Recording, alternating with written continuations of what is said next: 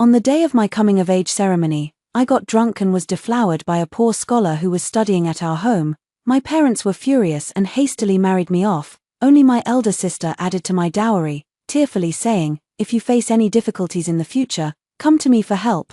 Everyone praised my elder sister for her kindness, saying that although she was a fake heiress, she was a true noble lady nurtured by the Prime Minister's household for many years. That year, my elder sister married into the royal family, while I, the true noble daughter, was humiliatingly wedded into a scholar's thatched cottage. 3 years later, I was tormented by the scholar into severe illness and fled back to the capital to beg my elder sister for help. By then, my sister was dressed in luxurious attire, radiant with glory, nestled in the arms of her husband, who had become the crown prince. Seeing me on the verge of death, she mocked me, "Little sister, don't you know yet? On your coming-of-age day, you drank the wine I handed you, which made you feverish and unable to resist. Lured into bed by that scholar, you're the true daughter of the family. Once you come of age, how could the good marriage to the crown prince ever fall to me? I had no choice but to use some tricks." I died with bitter resentment, only to open my eyes and find myself back on the day of my coming-of-age ceremony. My elder sister was smiling as she offered me a toast. She had no idea that this glass of wine would become the cup of passion between me and her husband. Hello, everyone. Welcome to my channel. Subscribe us to read wonderful novels every day. Now the story begins. A love potion had been slipped into the wine. Once consumed, the potion would render a woman limp as spring water, while a man would turn beastly without timely release. His blood would reverse flow and lead to death. My sister was clever. She had coated the poison on the rim of the glass. In her previous life, she smashed the cup right after the toast, leaving no evidence. So the first thing I did upon rebirth was to switch her cup amidst the crowd. Then I guided her to offer the second toast to Prince Chen. Jiyu Jiuzhao. Jiyu Jiuzhao was the future crown prince, my sister's beloved, and my soon-to-be brother-in-law. I drank my sister's wine right in front of her. But the cup, truly laced with aphrodisiac, had actually been consumed by Prince Chen. Half a quarter hour later, in the rear courtyard side chamber, Prince Chen, who had slipped away alone to the garden to sober up, stumbled and fell into my arms.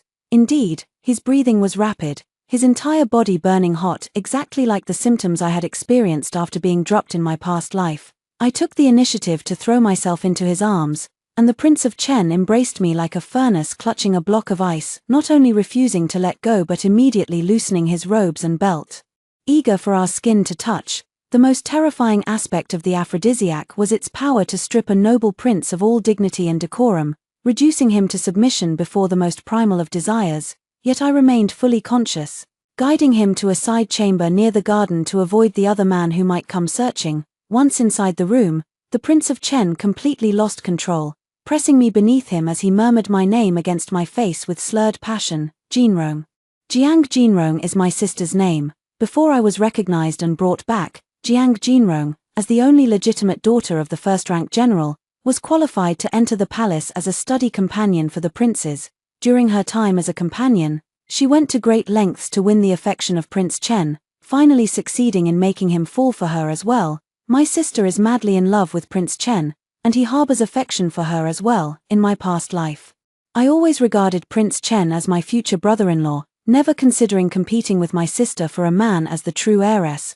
Now, I coyly yield to the fierce advances of my would-be brother-in-law. In this life, I will not only reclaim everything that belongs to me but also steal the man my sister loves most. My sister would never have imagined that the glass of wine she handed me would become the warm, passionate wine between me and my soon-to-be brother-in-law. After an intense hour, Jiyu Jiuzhao, under the influence of alcohol, fell into a brief state of satiation and unconsciousness. At this moment, his body was flushed, his chest and neck covered with the ambiguous bite marks I had left. I admired the masterpiece I had created on my soon-to-be brother-in-law. The last time I scrutinized this man in such minute detail was in that cold winter of my past life, at that time, dragging a body covered in festering sores. I fled to the capital and knocked on the crown prince's mansion door. 3 years prior, I had married down to the impoverished scholar Duan Yuan, while my elder sister married up into the Prince Chen's household. 3 years later, I escaped from the scholar's grasp, dragging crippled legs and covered in syphilitic sores, arriving in the capital in utter wretchedness to beg for help. Meanwhile, my sister had risen in status along with Prince Chen, becoming the incomparably noble crown princess. As soon as she saw me, My sister buried her nose deeper into her snow-white fox fur coat. What filthy disease has my little sister caught? She recoiled in fear, whereupon Jiu Jiao stepped to her side, wrapping a strong arm around her to shield her tightly in his embrace while eyeing me warily and asking his subordinate, "Where did this beggar come from, daring to bump into the crown princess?" I stared blankly at this man. Jiu Jiao was dressed in a black and gold python robe. His jet-black hair tied up with a golden crown, and a jade belt cinching his wasp-like waist. His noble elegance was dazzling. Why could my sister marry such an incomparably noble and tenderly considerate husband, and yet I have to resign myself to marrying down to a poor scholar who gambles and womanizes? Clearly, I am the true daughter of the Prime Minister's household, while my sister is the fake daughter deliberately swapped by the wet nurse. By the time I was found and brought back to the Prime Minister's residence, Jiang Jinrong had already spent 18 years as the legitimate daughter of the household. On the day I entered the household, she cautiously tried to win me over with a stick of candied hawthorn. "Little sister, can you please not drive me away?" As she spoke, tears welled up in her eyes, and the way our parents looked at me carried a subtle hint of accusation. The dove occupies the magpie's nest. And when the magpie returns, the other birds in the nest fear neglecting the dove. Just like now, my elder sister remains the pampered noble lady, while I, covered in filth, am no different from a beggar. Before the subordinate could respond, my sister spoke up to explain, "Your Highness, this is my younger sister Jiang Jinhe, who married into Song Yang, the very one who got drunk at her coming-of-age ceremony 3 years ago and fooled around with that scholar." Only then did Jiu Jiao understand. "Your Highness, please go inside, I'll take care of my sister." Jiu Jiao didn't ask too many questions. He adjusted Jiang Jinrong's fox fur cloak and gently reminded her, "It's cold outside, don't stay too long." Jiang Jinrong shyly agreed. Only after the crown prince's figure had completely disappeared into the garden did Jiang Jinrong, supported by her maid, step down from the stairs and approach me with a concerned expression. How could my sister contract such a filthy disease? With tears in my eyes, I explained, "Sister, after Duan Yuan married me, he went to the brothel every night to seek the courtesan's company. Within a year, he had squandered all my dowry. He claimed he wanted to pursue scholarly honors, but instead, he indulged in debauchery day after day. When drunk, he would beat me. My legs were broken by him. He even brought back diseases from outside and infected me. In Songyang, crying to heaven brings no answer, and pleading to earth brings no relief." My hands trembled as I spread them open, the palms still stained with a foul, congealed blood. I couldn't take it anymore. I smashed Duan Yuan's head. "Songyang County is hunting me down." I risked my life to flee back to the capital. But my parents shut the door on me. Elder sister once said, "If little sister ever had nowhere to turn, I could come and beg for your help." I knelt down, clutching Jiang Jinrong's fox fur coat, weeping pitifully. "Sister, save me. Duan Yuan deserved to die. I don't want to pay with my life for him. These syphilitic sores all over my body, they hurt. They're so filthy. Please, sister, find me a doctor, help me seek justice, give me a way to survive." Duan Yuan was originally a scholar studying under the patronage of the Prime Minister's residence. That year, I got drunk at my coming-of-age ceremony and was taken advantage of by Duan Yuan in a daze, right in a pavilion under broad daylight, completely exposed, and we were caught in the act by everyone. I had only been recognized and brought back to the Prime Minister's residence for less than half a year when this incident occurred. Furious, my parents hastily arranged my marriage afterward. On the day of my wedding, only Jiang Jinrong added to my dowry. She held my hand and said, "Jinhe, if you ever find yourself in desperate straits, you may come to your elder sister for help." Everyone praised Jiang Jinrong for her beauty and kindness. So what if she's a fake heiress? After 16 years of upbringing in the Prime Minister's household, she's already become a true noble lady. I, too, believed my sister was noble and kind-hearted, so I risked my life to return to the capital. Begging her for a way to survive, her plump face did indeed resemble that of a benevolent bodhisattva, but suddenly the corners of her lips curled, and her eyes turned cold. I said those words back then because I had long foreseen that marrying Duan Yuan would make your life a living hell. I froze. "Sister, what are you talking about? Haven't you figured it out yet?" Jiang Jinrong leaned in close and whispered sinisterly into my ear. "The wine I gave you at your coming-of-age ceremony was laced with an aphrodisiac poison. That's why you felt unbearably hot and stripped off your clothes in broad daylight in the pavilion. And Duan Yuan was part of my plan all along. I had him wait in the rockery by the pavilion, ready to take advantage when you completely lost your senses." I timed it perfectly, bringing all the guests just in time to witness your disgrace, so on that day, everyone attending your coming-of-age ceremony took part in catching you in the act. Jiang Jinhe, your reputation was ruined, and you could never hope for a good marriage. Why? Jiang Jinrong suddenly grabbed my hair bun. Ever since you returned, I've become a laughingstock. I was once the pearl cherished in the palms of father and mother, but your appearance has turned me into the cheapest fish eye. The coming-of-age ceremony father and mother gave you was truly grand. All the dignitaries and nobles of the imperial city came to celebrate. You stole the glory that rightfully belonged to me. A girl is ready for marriage once she comes of age, and our parents will surely favor you, their own flesh and blood, if I don't resort to some tricks. This excellent match with the Prince of Chen's mansion will fall into your hands. Prince Chen has a boundless future. I've put in so much effort just to make him notice me. And now your appearance threatens to ruin everything. I will never allow it. Don't blame me either. Every man for himself, or heaven and earth will destroy you. If I hadn't resorted to some underhanded tactics back then, it would be me suffering a miserable fate today. Jiang Jinrong laughed. Fortunately, now I am the crown princess, and you are a beggar woman. My eyes widened in horror, a wail stuck in my throat, turning into a sudden gush of metallic-tasting blood that sprayed out. Jiang Jinrong's fox fur was stained with my black blood as she kicked me down into the snow. Immediately, officers surrounded me, and the magistrate of the imperial city arrived on the scene. Jiang Jinhe murdered her husband in Songyang County and fled to the capital. Since ancient times, a life must be paid for a life. Magistrate Zhong, do not show favoritism or bend the law. Magistrate Zhong replied, Your Highness the Crown Princess, please enlighten me. Let her pay with her life to accompany her pitiful husband in death. Jiang Jinrong, I howled with blood tears, only to have my teeth smashed by the officer's bamboo boards. Jiang Jinrong removed her soiled fox fur cloak and adjusted the phoenix coronet of the Crown Princess upon her head. Little sister, 20 years ago, I took your place as the daughter of the Prime Minister's household. 20 years later, I took your place as the Crown Princess. All the fortune meant for your life has fallen into my hands.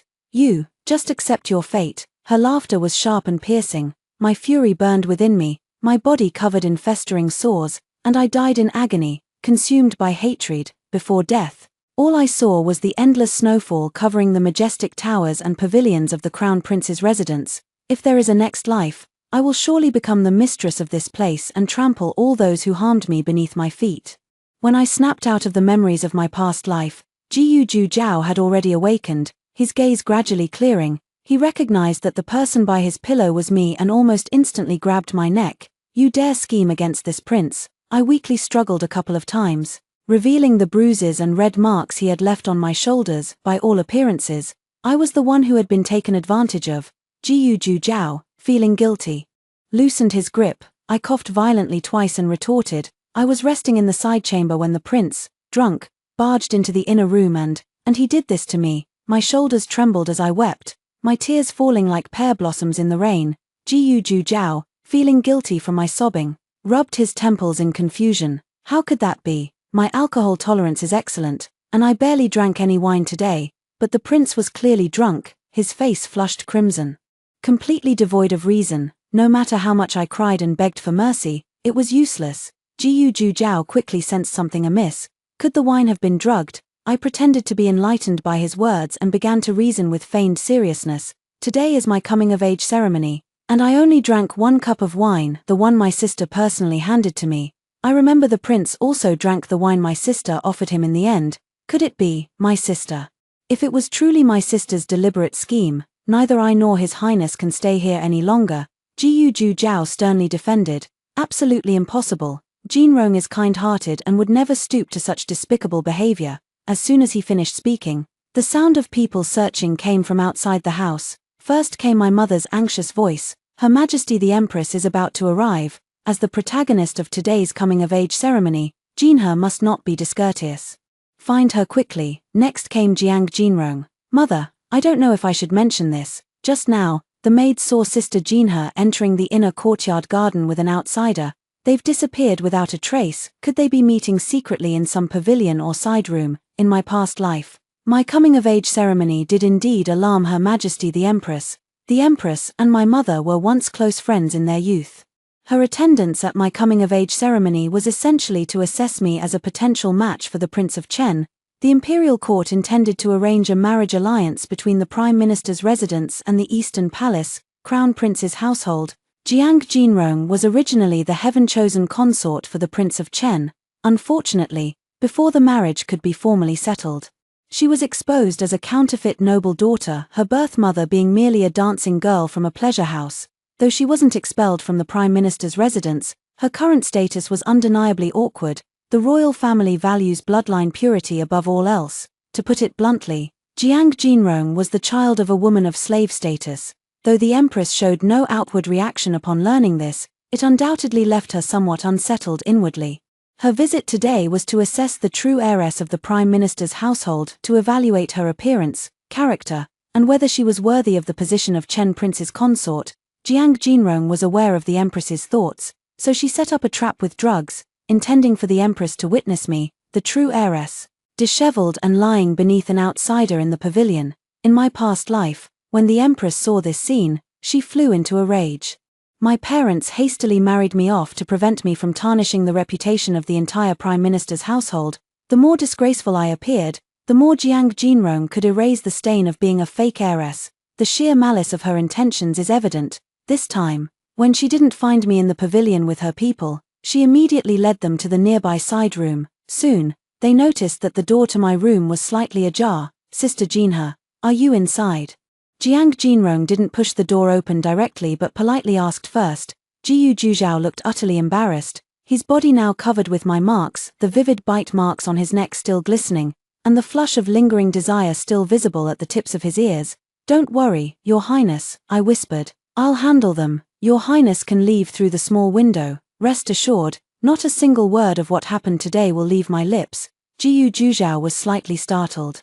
"Then what about you?" The precarious bed before them, with its damp and disheveled bedding, would make it obvious to anyone who glanced at it what had transpired here. Even without a man present, with an innocent expression, I said, "If this was just a simple case of drunken misbehavior, I'm sure my sister wouldn't hold it against me." I picked up the python robe that had fallen to the ground for Jiyu Juzhao, blinking my clear eyes as I spoke with an air of innocence and sincerity. "Your Highness, this humble subject never intended to use this matter to coerce you into anything."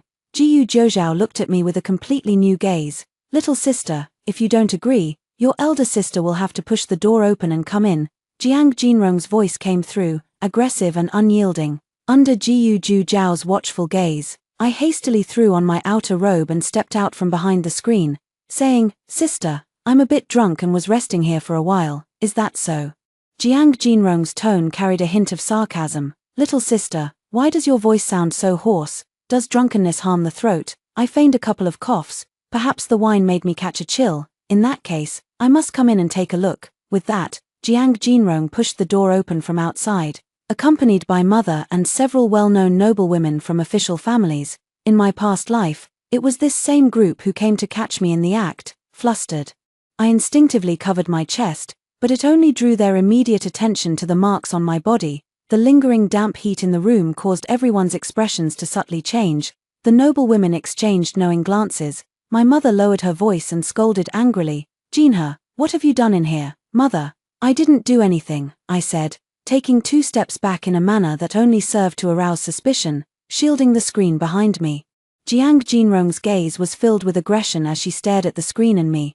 "Sister, could it be that you're engaging in some illicit affair with some wild man in this room?" "Sister, I don't know what you're talking about." Jiang Jinrong had always presented herself as cultured, reasonable, gentle, and considerate to the outside world, but at this moment, in her effort to crush me, she actually revealed a trace of exasperation, as if disappointed by my failure to meet her expectations.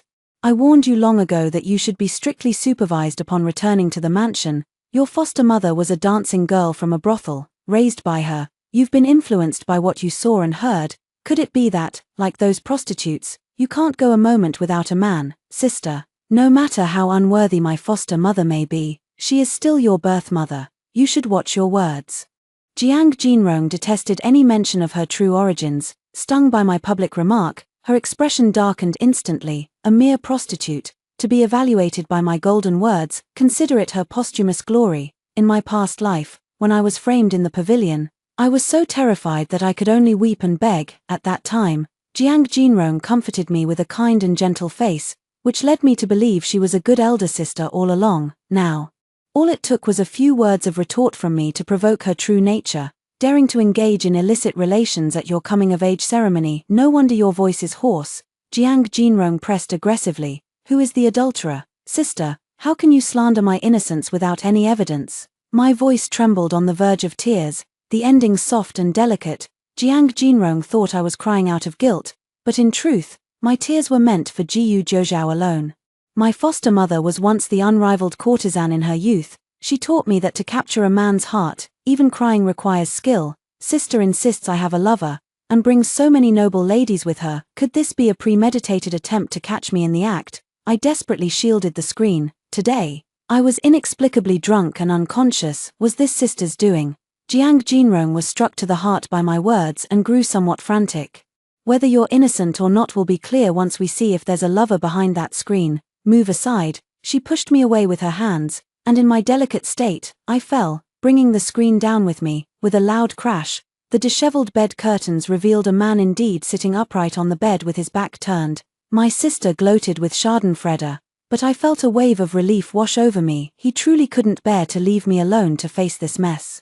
At least he's a man who takes responsibility. The crowd gasped in shock. Jiang Jinhe really was meeting a man in secret. To do such a thing during her coming-of-age ceremony, what a disgrace to the Prime Minister's household. My mother also screamed, Jinhe, you truly are worthless mud that can't be propped up. Who is this adulterer? No, mother. I knelt on the ground, flustered as I tried to explain. Jiang Jinrong had already walked to the bedside, confident and composed. Who the adulterer is, I'll see with my own eyes and know for sure. Turn around. She was practically commanding the man on the bed. The man remained motionless. I crawled on my knees to Jiang Jinrong's feet. Sister, this is all my fault. At worst, I'll hang myself with a white silk rope. But please don't make things difficult for him. Move aside. Jiang Jinrong kicked me away, thinking the man before her was the scholar Duan Yuan she had arranged. The scholar daring to disobey her orders, her heart burned with inexplicable fury. She pressed a hand on the man's shoulder, her tone growing even harsher. I told you to turn around. The man finally turned around, his sharp brows and eyes exuding a dark, oppressive authority and anger as he coldly stared at Jiang Jinrong. The adulterer is this prince. Are you satisfied now, Jinrong? Jiang Jinrong widened his eyes in terror. Why, your highness? Someone was the first to react. Dropping to their knees with a thud. How could it be you, your highness? Jiang Jinrong was as if the sky had fallen, trembling and stammering in fear. She suddenly looked at me. I raised my hand to touch my throat, silently taunting her. Sister, weren't you curious why my voice was hoarse? Of course it's because brother-in-law hurt me. You wretched woman, it's you. Jiang Jinrong realized she had fallen into a trap. Furious, she cursed and tried to lunge at me, but was yanked away by a pair of large hands. Jiyu Zhoujiao shielded me behind him, eyeing Jiang Jinrong with a peculiar expression. In his memory, Jiang Jinrong had always been gentle, considerate, virtuous, and well-mannered. Yet just now, she was so harsh, pressing step by step, and even cursed with a ferocious expression. No different from a shrew, she was completely unlike the Jiang Jinrong he had admired, or perhaps, this was Jiang Jinrong's true nature. He grew up in the imperial palace and had seen too many scheming, two-faced people with smiling faces. Could Jiang Jinrong be one of them? Jiyu Zhoujiao's gaze was chillingly intimidating. Under his scrutiny, Jiang Jinrong suddenly realized her impropriety and quickly knelt down, adopting her most practiced look of innocence. Your Highness, this concubine was only afraid that you might be drugged and framed, which is why I acted so hastily and lost my composure. Jiang Jinrong declared with certainty, I have studied with His Highness for many years and know him best. He has always been disciplined and courteous, able to drink 1,000 cups without faltering. How could he possibly be so drunk as to lose his composure today? Someone must have drugged the wine, with ill intentions. Tears welled up in the corners of my eyes. Sister, your insinuations, are you trying to falsely accuse me of drugging Prince Chen? You're still pretending. Jiang Jinrong, seeing me cowering behind Jiyu Zhoujiao, was furious. If not you, then who else could it be? The only one who benefits from this is you, Jiang Jinhe. Proving it is simple, just call a physician to take the pulse. We'll see if the prince has been poisoned. Jiyu Zhoujiao also thought the same. To ensure fairness, he sent his trusted aide directly to the front hall to summon physician Li from the banquet. This incident thus alarmed all the guests present that day. Physician Li took Jiu Jujiao's pulse and quickly reached a conclusion. Your Highness suffers from an imbalance of yin and yang, with excessive internal heat, a clear sign of aphrodisiac poisoning. It appears you have been afflicted by a potent and lewd toxin. If this poison is not alleviated in time, it may likely damage one's foundation, or severely cause a reverse flow of qi and blood leading to death. Who would be so vicious as to dare to drug a prince? When the imperial physician described the effects of the poison, Jiang Jinrong remained completely unfazed. From the moment she decided to drug me, she sought only two outcomes: either I would die in a wretched and sudden manner, or be caught in bed with someone, utterly disgraced. But these underhanded tricks have now been turned against the man she loves most. The room was already packed with people. The general, who had always been on close terms with the Prince of Chen's household, said, "Your Prime Minister's residence must have a death wish, daring to use such methods against His Highness the Prince of Chen. Your Highness, please calm your anger." My parents knelt on the ground. Regardless of who administered the drug, the Prince of Chen had nearly suffered an incident at the Prime Minister's residence. "Father, Mother, you need not apologize. His Highness the Prince of Chen is benevolent and virtuous, and would never implicate the innocent." Jiang Jinrong, assuming the demeanor of the hostess, spoke on behalf of the Prince of Chen. "The most urgent matter now is to identify the one who administered the poison." She fixed her gaze intently on me. "Jinhe, do you dare to let the imperial physician examine your pulse as well?" I gripped my own wrist and asked warily, "Sister, what do you mean by this? If you were also poisoned with lust, it would be somewhat understandable, but if your pulse is normal and you're not poisoned, it means you were fully conscious the whole time. A proper young lady, when encountering a delirious prince, should call for the imperial physician and seek a remedy, not lure him into bed. By doing this, little sister, aren't you just trying to cling to the Chen palace and become the Chen princess consort?" Jiang Jinrong reached out to straighten my collar, disdainfully exposing me. "Stop pretending as if you were violated against your will. It was clearly your intention all along. You just wanted to force Prince Chen to marry you on your coming-of-age ceremony day, didn't you?" That drugged wine harmed Jiu Jujiao, so Jiang Jinrong concluded that I hadn't drunk that cup of wine. Her gaze at me was overflowing with unmistakable murderous intent. Even if her scheme was exposed, she was determined to crush me in this game. Clutching my wrist, I took 2 steps back and vehemently denied. I didn't drug the prince. I'm a victim too, if you didn't do it." "Why are you running away?" a mocking voice rang out. I turned to see my own brother, Jiang Haoyu. He walked to Jiang Jinrong's side and said to Prince Chen, "Your Highness, this drug is so vicious. If both parties were drugged, then Jiang Jinhe could be considered innocent. But if Jiang Jinhe remained completely sober while only your Highness was intoxicated and confused, it's hard not to suspect that she drugged herself to seduce the prince." I stared at Jiang Haoyu. After all, I was his own sister, the one who shared his striking resemblance in the eyes and brows. Yet at this moment, to shield Jiang Jinrong, his words left me no room at all. According to Qi Kingdom's marriage customs, if a woman has an elder brother, it is he who should escort her out of her parental home when she marries. In my past life, I married down to a poor scholar. Jiang Haoyu only sent a servant to deal with me, and the servant relayed a message. The eldest young master said, "Miss, your behavior is dissolute. Though we share blood ties, the young master is ashamed to associate with you.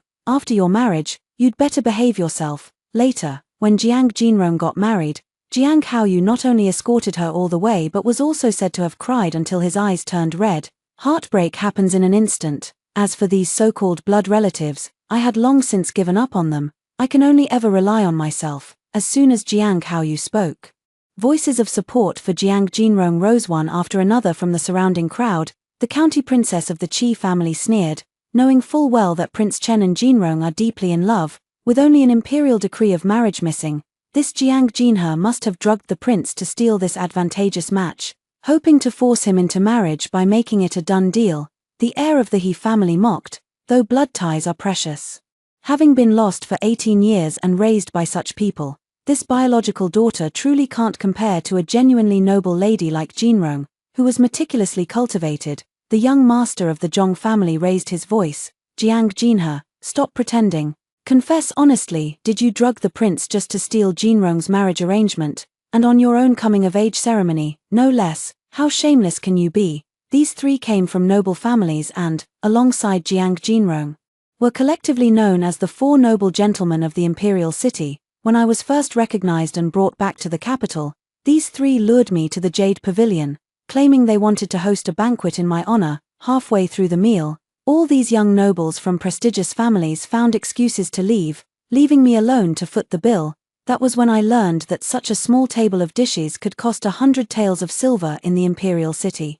I had just been recognized and brought back to the Prime Minister's residence, with only a few taels of silver on me, feeling so awkward and at a loss. In the end, the shopkeeper detained me in the restaurant until nightfall. When Jiang Haoyu finally came to take me away, his face dark with anger. That day, I was utterly humiliated. Word spread throughout the imperial capital that the Prime Minister's newly recognized true daughter was a poor girl suddenly turned rich. Daring to show off by ordering the most expensive dishes at the Jade Pavilion as soon as she returned. When I returned to the residence, Jiang Jinrong and her three friends were waiting for me at the gate. Jiang Jinrong stepped forward, took my hand, and smiled apologetically. "Jinhe, my friends were just teasing you. Don't take it to heart," though she said so. The way her friends, including Jiang Jinrong herself, looked at me was as sharp as if they were scrutinizing a rat that had crawled out of the gutter into the sunlight. That day, I was nearly drowned in embarrassment and self-loathing. Jiang Jinrong had been the cherished daughter of the Prime Minister's household for 18 years and had long established a network of connections in the imperial capital, with herself at the center, regardless of right or wrong.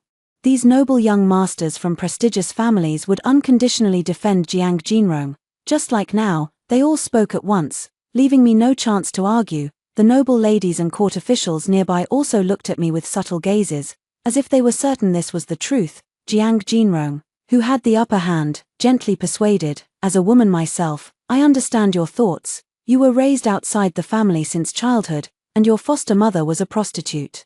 It's inevitable you'd pick up some vulgar tricks." "I didn't," I said, shaking my head with tears in my eyes while shrinking back 2 steps in fear. "Didn't?" Jiang Jinrong pressed closer to me. "Then why are you so guilty? Let the imperial physician check your pulse, and everything will be clear." I looked up at Jiyu Zhou for help. "Your Highness, believe me, I was framed too. I'm innocent." Jiyu Zhou grasped my arm. "Jinhe, let the imperial physician examine your pulse. If you're innocent, it will convince everyone." The arm he held began to tremble uncontrollably. Jiang Jinrong's eyes flashed with triumph as she snatched my arm away, allowing Physician Li to take over and press his fingers against my pulse. I shrank back timidly, trying to pull my arm free, drawing mockery from Jiang Jinrong's friends. "Look at her guilty expression, clearly she's the one who drugged him." No doubt about it, women raised in brothels are all the same, throwing themselves at men's beds, thinking they can turn into phoenixes by climbing the social ladder. How laughable. Chancellor Jiang, with all due respect, Jinrong's character is 100 times nobler than your own daughter's. Silence. "The matter is not yet settled. Who gave you permission to gossip like this? Did you learn no manners at all during your time as palace companions?"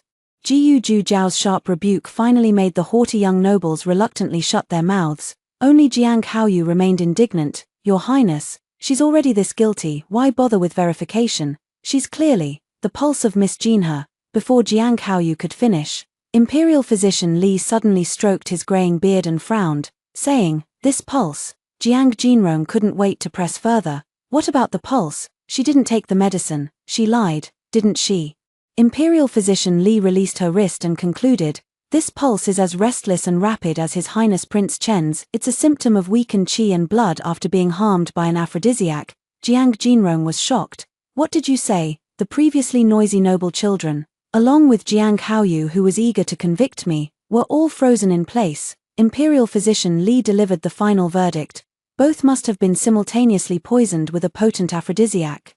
And Miss Jinhe's symptoms are more severe than the prince's. During an episode, one is inevitably unconscious, with thoughts and actions beyond control. If grave mistakes are committed in such a state, it is truly innocent. Jiang Jinrong flew into a rage. "How is this possible? It can't be. The imperial physician must have misdiagnosed." Physician Li stroked his beard and said, "This old man has served in the imperial hospital for over 40 years. Yet this is the first time someone has questioned my medical expertise." Jiang Jinrong was utterly embarrassed and immediately turned her accusations toward me. "If you have nothing to hide, why are you so nervous? Why did you dodge when the physician tried to take your pulse?" "I hid because," as I spoke, I rolled up my sleeve, revealing bruises and red marks left from intimate moments all over my arm. I glanced at everyone present, my tone innocent. I was afraid the imperial physician would discover these marks during the pulse diagnosis, which would tarnish the prince's reputation and be unbecoming of a noble lady's dignity. I glanced at Jiang Jinrong and her 3 friends with a provocative look. Don't you think so? These marks included both bite marks and bruises, all masterpieces of Jiyu Zhou's loss of control. Jiyu Zhou looked rather ashamed. He raised his hand to shield me in his embrace, pulled down my sleeve, and then unfastened his own outer robe to cover me completely. I was completely enveloped in his outer robe, breathing in the faint sandalwood scent of Jiyu Zhou. The group that had been the most vocal earlier panicked. She really was innocent. Then who was the one who drugged the drink? Could there be an assassin at the banquet? I think I just saw Jin Rong offering wine to the prince and the real young lady. Jiang Jinrong was already in disarray when Jiang Haoyu stepped forward and said, Even if Jiang Jinhe was also drugged, it could be that she threw herself into the game for the glory of the Chen Palace, taking a dangerous gamble. I gave Jiang Haoyu a cold look. Truly my own elder brother. He had guessed all my thoughts. I had indeed taken the drug as well, but only after luring Jiyu Zhou into bed. The drug Jiang Jinrong gave me was the most potent aphrodisiac. In my previous life, when I married the scholar, I accidentally fell from the bridal sedan chair, injuring my palm and drawing blood. The doctor who treated my wound bandaged it and said the smell of my blood was unusual, asking if I had taken some strong aphrodisiac for the wedding night. This drug has a vulgar name, Mandarin duck match, originally used in folk practices to breed livestock. Used on humans, its effects are too intense and toxic. Once taken, regardless of gender or status, it can force a pair to mate. Matching Mandarin ducks is, to be precise, a type of aphrodisiac poison. If it remains in the human body, it would take at least 10 days to half a month to be completely expelled. The barefoot doctor kindly reminded me, when the drug takes effect, the blood of the affected person becomes toxic. So, when Jiyu Zhou was under the influence of the drug, I clung to his neck and bit him hard, drawing blood. To avoid appearing deliberate, I also broke the skin on other parts of his body.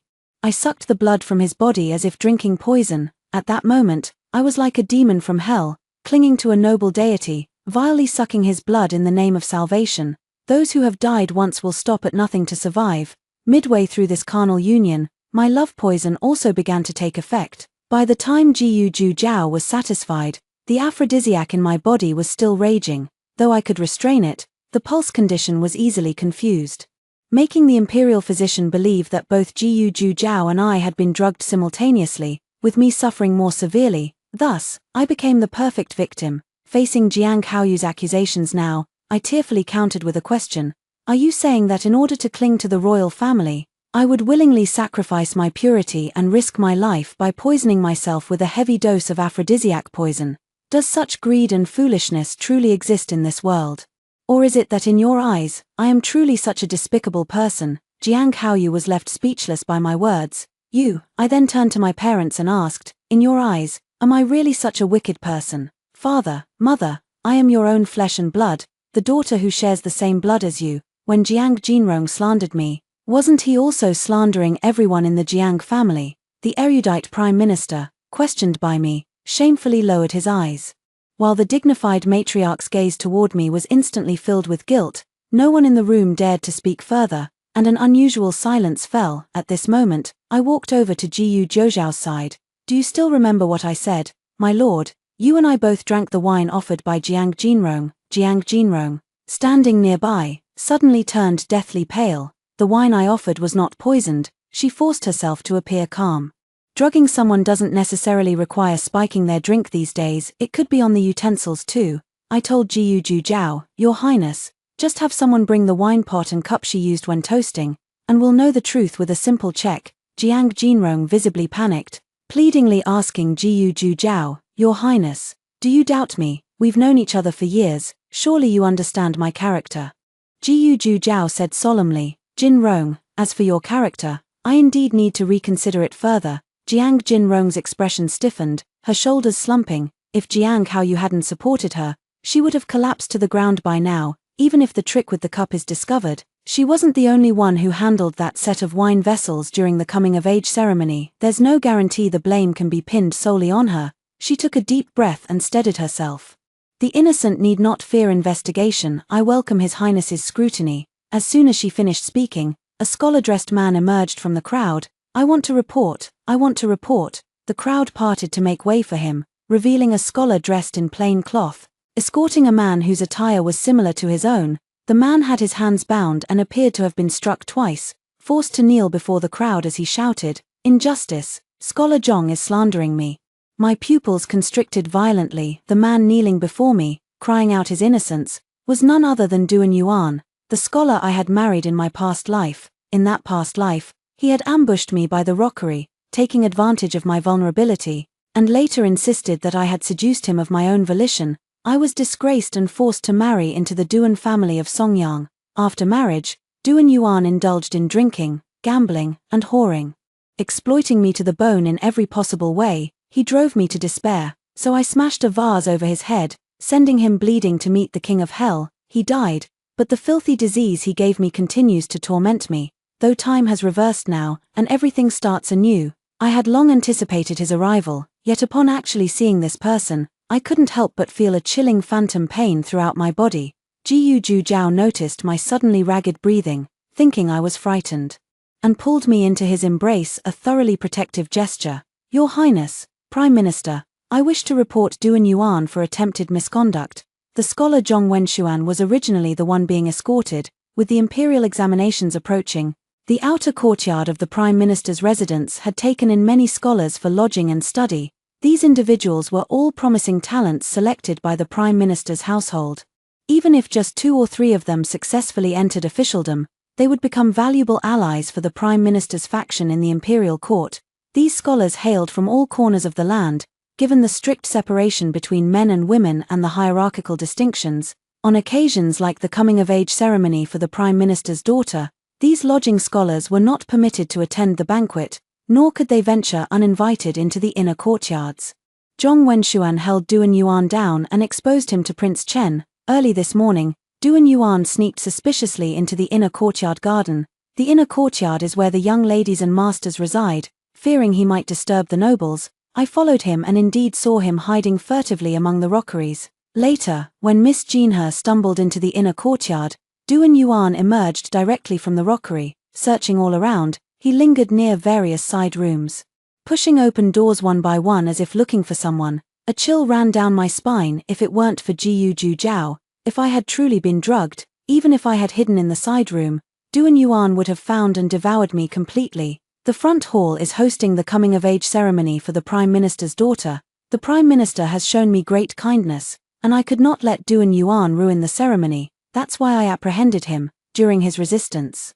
I even found a drugged handkerchief on him. Zhong Wenshuan handed over a thick handkerchief. Imperial physician Li took it, examined it carefully, and after a brief sniff, immediately pulled it away. This handkerchief is also laced with aphrodisiac. This scholar clearly intended to harm Miss Jinhe. Everyone was shocked. I pretended to be frightened and shrank into Jiu Jiao's arms. Jiu Jiao was furious and kicked Duan Yuan to the ground. "How dare you? Who ordered you to commit such despicable acts in the Prime Minister's residence?" Seeing the situation exposed, Duan Yuan immediately looked at Jiang Jinrong, who panicked. "Why are you looking at me?" Duan Yuan's eyes darted around slyly. "In my past life, I was married to him for 3 years. I know him well, stupid and wicked to the core." At this point, he would definitely betray Jiang Jinrong as the mastermind to save his own skin. I don't even need to coax a confession, just wait for him to open his mouth. Duan Yuan was indeed staring intently at Jiang Jinrong, whose face had turned deathly pale as she desperately tried to intimidate him with her gaze. But a petty man like Duan Yuan is the hardest to control in life-or-death situations. True to form, he ignored Jiang Jinrong's warning and chose self-preservation. The only one who dared order me to do such a thing was of course Jiang. "Her Majesty the Empress has arrived." He hadn't finished speaking when he was abruptly interrupted by a loud shout from a eunuch outside.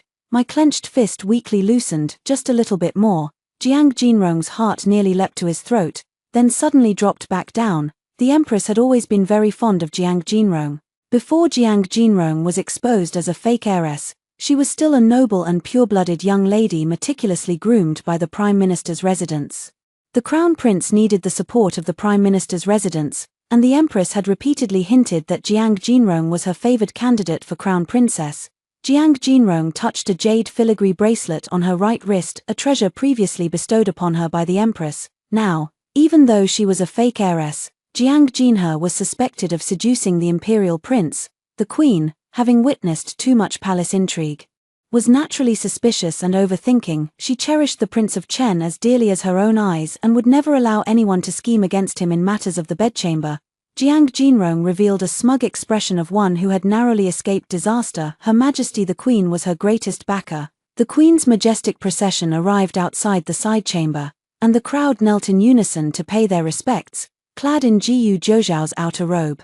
I knelt respectfully and almost immediately sensed the Queen's gaze piercing through me. Everything left untidied on the bed bore witness to the absurdity that had just transpired. The Empress's expression turned cold. What happened here? Before Jiyu Zhouxiao could answer, Jiang Jinrong hastily interjected. Your Majesty, Jiang Jinhe used lowly brothel tricks to seduce Prince Chen. Empress Zhong had only Jiyu Zhouxiao as her sole prince. In her early years, she had been pregnant once, but consort Li caused her to miscarry. Li was originally a skinny horse raised by an official of the previous dynasty. During an incognito visit, the emperor got drunk on a pleasure boat and had a passionate night with the fawning Li. Li was granted the title of consort Li and, upon entering the palace, became arrogant due to the emperor's favor. She offended the empress, resulting in the loss of the 5-month-old princess in the empress's womb. Although consort Li had long died in the cold palace, Empress Zhong despised her kind the most. Today was the first time the empress met me, and Jiang Jinrong's words branded me as the second consort Li, completely ruining any favor I might have had with the empress. Empress Zhong's gaze at me was indeed unfriendly. Jiyu Zhouxiao wanted to explain on my behalf, but Empress Zhong had no patience left to listen. Without matchmakers or betrothal gifts, a secret union is nothing but unchastity. She looked at me coldly. I grant you this white silk to end your own life. I shall ensure you a dignified death. Jiyu Zhouxiao was shocked. Mother, Jiang Jinhe is also a victim. How can you be sure she's completely innocent? Can you truly understand a woman's heart? Don't be like your father.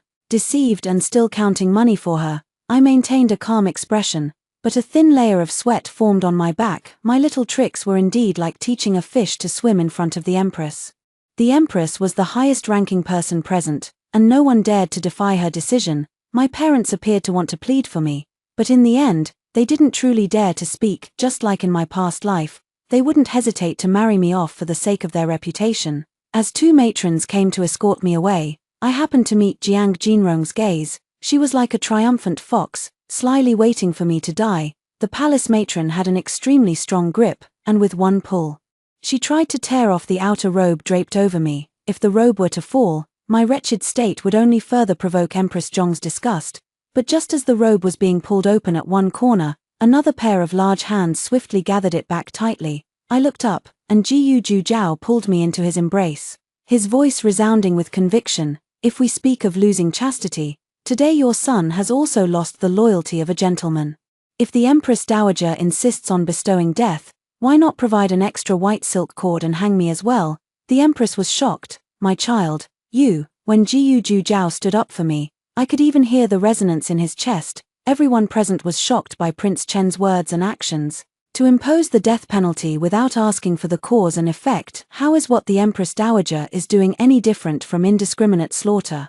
Jiyu Zhouxiao then swept his gaze over everyone around him. And all of you, with the Empress present to uphold justice, why is it that not a single one of you dares to speak up? As soon as he finished speaking, the guard who had gone out to investigate came in to report. Jiyu Zhouxiao invited the Empress to take the main seat. This matter has its reasons, and there are villains scheming behind it. Since your Majesty is here, why not listen to the evidence before making a decision? The Empress had no choice but to take her seat. The guard, holding the wine set, reporting to Her Majesty and Your Highness, there are indeed traces of poison on the wine vessel Jiang Jinrong used for the toast today. After examination by the imperial physicians, the poison was identified as the potent folk drug paired mandarin ducks, originally used in folk practices for livestock breeding. The reason for the inappropriate behavior of Your Highness and Miss Jiang today is entirely due to this substance. All eyes turned toward Jiang Jinrong. Jiang Jinrong quickly cried out in denial. Someone must be framing me. These wine vessels have passed through so many hands. Your Highness, Your Majesty, I too have been set up. The Empress's earlier fury had been forcefully suppressed by Jiyu Zhouxiao. Now, With her rationality restored and hearing the imperial physician say that the aphrodisiac poison nearly cost Jiyu Zhou his life, she grew stern. Jinrong, could it be that you're the thief crying stop thief, your majesty? I didn't. Jiang Jinrong knelt on the ground, utterly at a loss. Babbling incoherently, the crowd looked at her as if she were a clown on stage. Her three aristocratic friends fell silent at this moment. I had thought Jiang Jinrong was surely doomed, at this moment. Jiyu Zhou let out a low sigh. The truth is plain as day. Scholar Duan Yuan harbored lustful intentions toward the Prime Minister's daughter, sneaked into the inner courtyard, and drugged the wine. I abruptly looked up from his embrace as Jiyu Zhou issued an unyielding command: drag Duan Yuan away, castrate him, then take him to be hanged. Upon hearing this, Duan Yuan immediately began cursing. I was just following orders. The mastermind is Jiang. Before he could finish speaking, the guards smashed his tongue and teeth with a club, leaving him unable to utter a single clear word. I quickly interjected, it's not that simple. The mastermind behind the scenes is Jiang Jinrong. Why pin all the blame on Duan Yuan? Jiyu Zhou's hand on my shoulder suddenly tightened, a gesture of restraint and warning. I was taken aback, seeing him staring at the disheveled and panicked Jiang Jinrong on the ground. From today onward, Jiang Jinrong is confined to reflect on her mistakes. Without my order, she is not to take a single step out of the pavilion. I understood Jiyu Zhou had pinned all the blame on Duan Yuan just to protect Jiang Jinrong. For this, he didn't hesitate to destroy all the evidence I had painstakingly gathered. Then suddenly I was dragged before the Empress and forced to kneel. Mother Empress, Jiang Jinhe inadvertently helped me resolve the aphrodisiac poison. Since she is innocent, I am willing to take responsibility for her. The Emperor has long intended for the Prince of Chen's residence to form a marriage alliance with the Prime Minister's household. Since Jiang Jinhe is the true daughter of the Prime Minister's family, the marriage contract shall be fulfilled by her. The Empress was startled. Zhou, what do you mean? Jiyu Zhou tightly held my hand and declared loudly before everyone. This prince will follow all proper rites, 3 letters and 6 etiquettes, to formally and honorably marry the Prime Minister's daughter, Jiang Jinhe, as the princess consort of Chen. By doing this, Jiyu Zhou could both preserve my reputation and eliminate the Queen's intention to kill me. The Crown Prince needed the support of the Prime Minister's civil officials. The Queen knew Jiang Jinrong was not innocent in this matter and grew disgusted with her. In the end, she relented and agreed to let Jiyu Zhou personally request the Emperor's decree for their marriage. The farce of the coming-of-age ceremony finally came to an end. After the Empress returned to the palace, I overheard the conversation between Jiang Jinrong and Jiyu Zhou in the pavilion. Jiang Jinrong was weeping like a pear blossom bathed in rain. Are you angry with me, my prince? It was I who shared mutual affection with you. How could you say today that you want Jiang Jinhe to be your princess consort? Do you know who raised Jiang Jinhe when she was left to fend for herself? Her methods are filthy, and today you've all been deceived by her. Jinrong, even now, you still dare to lie to this prince. Jiyu Zhou held a white porcelain cup up to Jiang Jinrong's face, and her tearful expression froze. The rim and the base of the cup have been laced with poison. The imperial physician said any liquid poured into it would instantly turn into a potent aphrodisiac. Putting poison in the wine is too easily detected, so you chose to tamper with the cup instead. If I'm not mistaken, Duan Yuan was also your arrangement to enter the inner courtyard. You intended to drug Jiang Jinhe, then have Duan Yuan ruin her virtue. Thus, the Prime Minister's daughter would be you alone, and you'd be the sole candidate for the Chen princess consort. Isn't that so? The evidence was irrefutable, and Jiyu Zhou was a clever man. He quickly saw through all of Jiang Jinrong's schemes. Your Highness, Jiang Jinrong's dark intentions were laid bare under the sun, and she felt a chill run down her spine under Jiyu Zhou's piercing gaze. You made a red mark at the bottom of the wine cup, but it was too subtle. You even mixed up the cups and offered the poisoned wine to me as well. That's why we have this fast today, Jinrong. You even thought to use my mother's hand to take Jiang Jinhe's life. What a clever scheme of killing with a borrowed knife. Jiang Jinrong, how dare you have the audacity to use the royal family to plot a murder? No, no. Your Highness, Jiang Jinrong knelt in terror. I truly intended to drug Jiang Jinhe, but only because she and Duan Yuan were already secretly involved. I merely wanted to help them fulfill their wishes. Jiang Jinhe even said she wanted to elope with Duan Yuan. I was just giving them the opportunity on her coming-of-age ceremony day. Even if the truth came out, she was determined to drag me through the mud. These words, half-truths and half-lies. would sow doubt in others' minds even if they didn't fully believe them. I never thought to scheme against the prince, how would I dare? It was Jiang Jinhe. She switched the cups during the chaos. That's why you were harmed, Your Highness. She tightly clutched the hem of Jiyu Zhujiao's robe. Your Highness, I have admired you for years, dreaming of becoming your lawful wife. How could I bear to harm you? All of this was caused by Jiang Jinhe. She's the one who framed you, Your Highness. Even now, you still refuse to repent. With a loud crash, Jiyu Zhujiao smashed the white porcelain cup in his hand to pieces. The guards have thoroughly investigated. You were the only one who handled that set of wine vessels from start to finish. And as for Duan Yuan, a Jiang family banknote was found in his room, stained with the Chilan fragrance you've used since childhood. I would never mistake this scent. I didn't have these evidences presented directly to the Empress Mother. I even had Duan Yuan's tongue cut out, otherwise, it would have been you who was ordered to die by the Empress Mother today. Jiang Jinrong was so frightened that tears streamed down her face. Jiyu Zhujiao firmly grasped Jiang Jinrong's tear-stained face. Drugging a prince is a crime punishable by extermination of the entire clan. Jiang Jinrong, I'll protect you this once today, as repayment for your years of infatuation. From this day forward, there will be no more affection between us.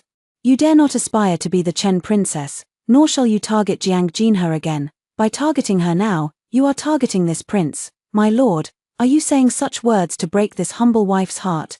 Jiyu Zhujiao sneered coldly. The wine of passion between me and Jiang Jinhe was handed to us by your own hands. Jinhe, all of this was your own choice. Jiyu Zhujiao flung Jiang Jinrong's face aside and strode away, his sleeves fluttering as he stepped over the shattered porcelain shards. No matter how hysterically Jiang Jinrong wept, he never once looked back. I concealed myself behind a large tree, ensuring Jiyu Zhujiao wouldn't notice me. By dusk, the Prime Minister's residence was set to carry out Duan Yuan's execution in the backyard. After all, this matter was rather disgraceful. The Prime Minister obtained Jiyu Zhujiao's consent and had the person silenced directly in the backyard of the Prime Minister's residence. The execution was carried out by 2 seasoned and robust guards. I stepped forward and asked, "This person tried to ruin my reputation. Could you 2 gentlemen allow me to vent my anger?" The guards were from the prince's household. Today, Prince Chen had publicly declared his intention to marry me, so in their eyes, I was already the future Princess Chen, of course.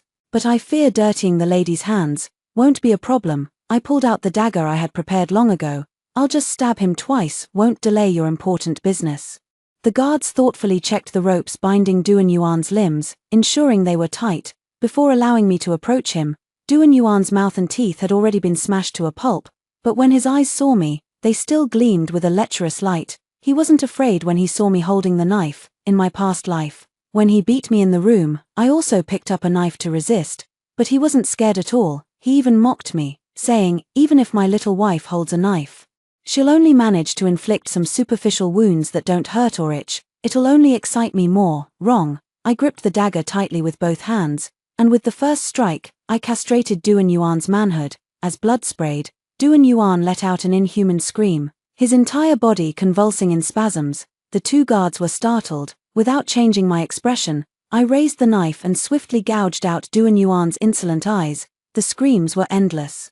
Yet I felt nothing but exhilaration. In my past life, this man tainted my purity, humiliated my dignity, and ruined my health. His eyes, like shadows, followed me relentlessly, trapping me in Songyang County, confining me within the Duan family's inner quarters for 3 long years, 3 whole years. I've long wanted to sever his vile roots and gouge out his eyes. I've wanted to do this for a long time. The night breeze brushed against my face, and half of the hatred pent up in my chest dissipated.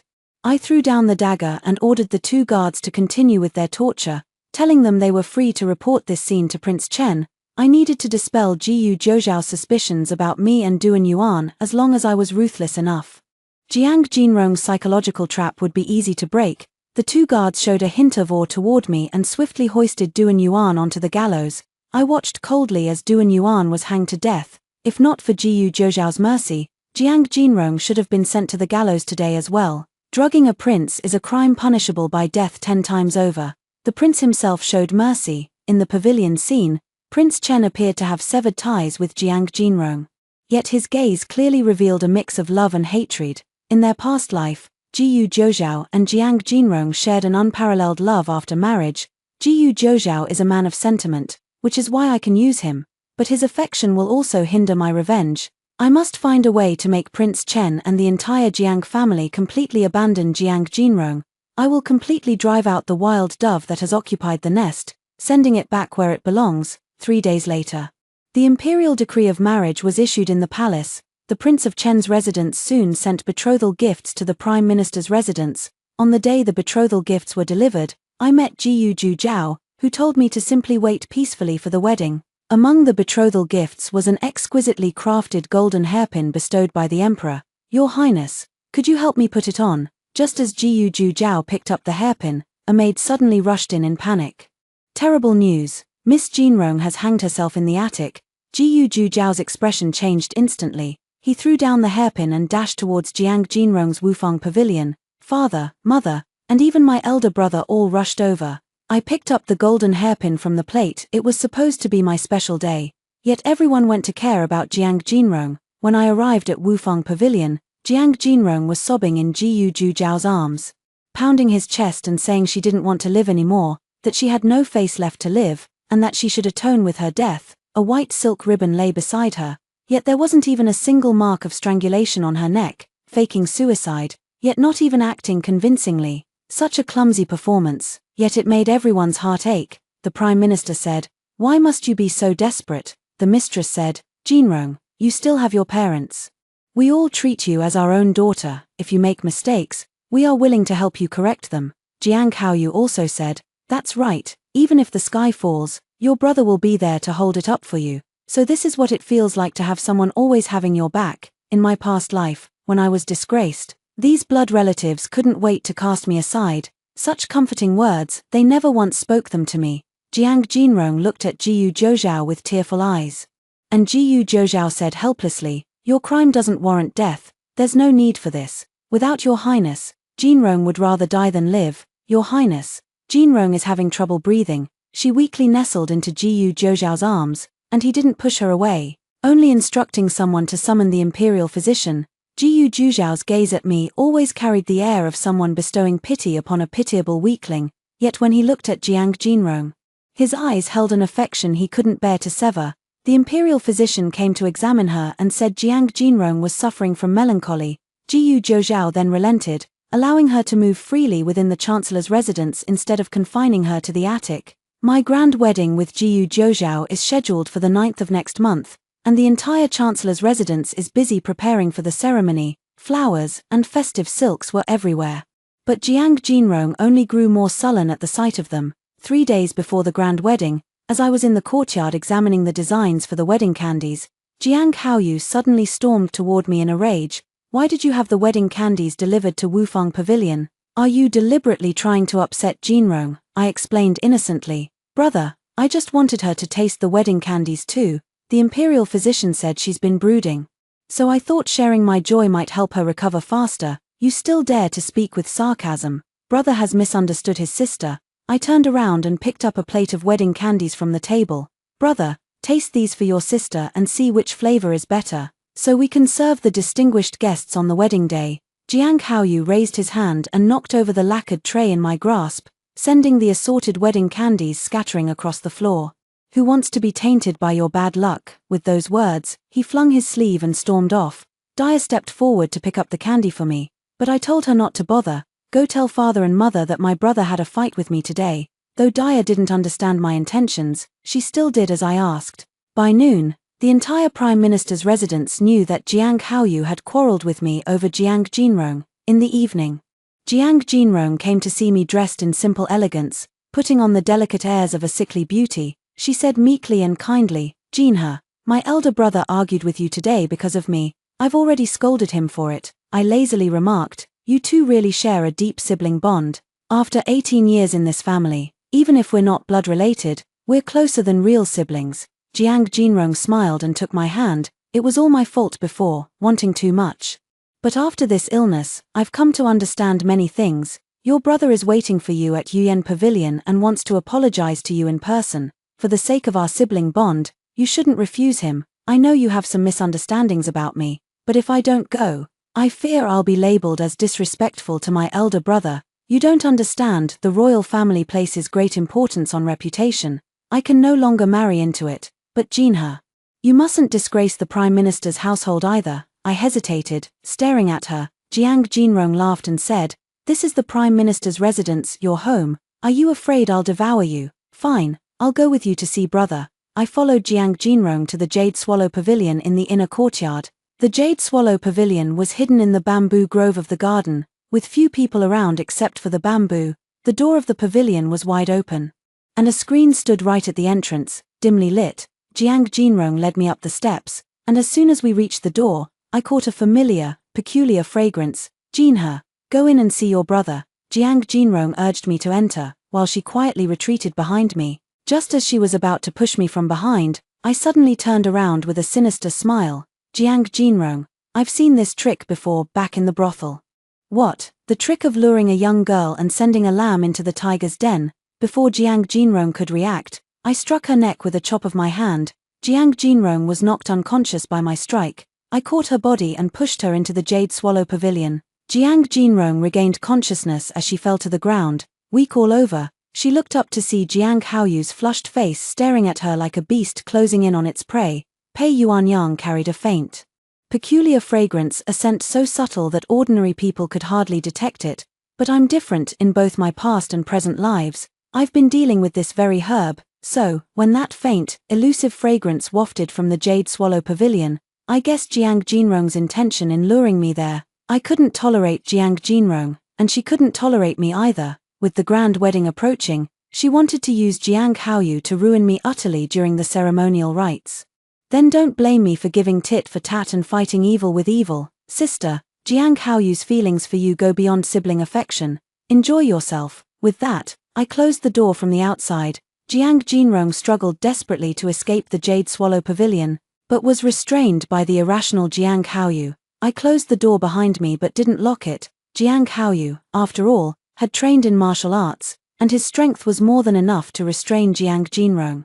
I called Daya, who was waiting outside the bamboo grove. "Go to the Prince Chen's residence and inform them that Jiang Jinrong has gone missing and might attempt suicide again.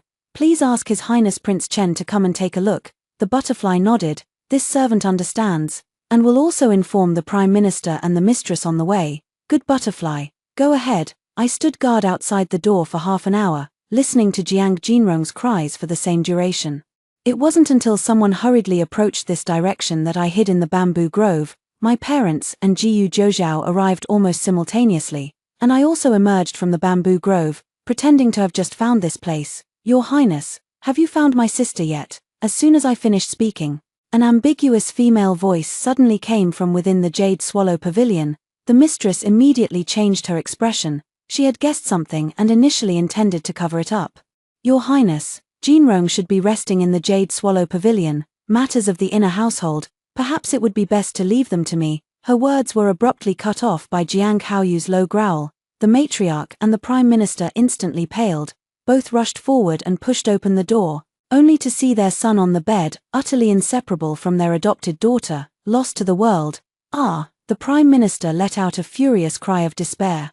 The mistress rushed forward to pull Jiang Haoyu away, but he remained deeply engrossed. Trembling with rage, the mistress exclaimed, "Jiang Jinrong, how dare you lure my son into such acts? Have you no gratitude for our years of raising you?" Jiang Jinrong hastily stood up to explain, but suddenly turned deathly pale, for she saw Jiyu Zhoujiao standing at the doorway, his gaze icy and fixed on the scene. "Your Highness, no, Your Highness, please listen to my explanation."